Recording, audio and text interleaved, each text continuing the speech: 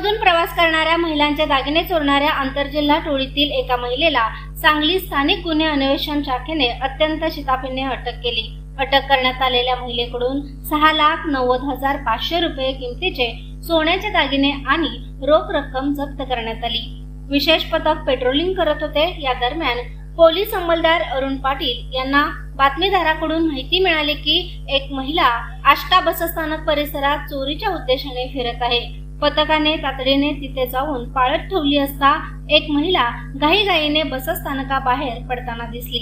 संशय आल्याने महिला पोलीस अंमलदार सपना कराडे यांच्या मदतीने तिला पळून जाण्याची संधी न देता ताब्यात घेतले।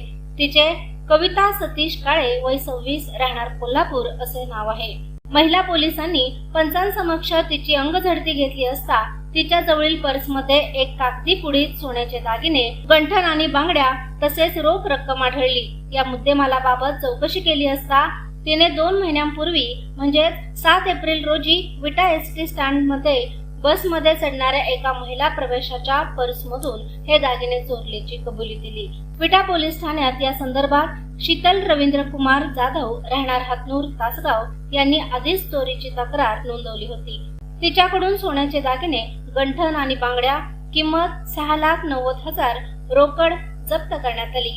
सदर आरोपी महिला आणि जप्त केलेला मुद्देमाल पुढील तपासासाठी विटा पोलिसांच्या ताब्यात देण्यात आला आहे। प्रशांत कांबळे, अग्रणी न्यूज, विटा।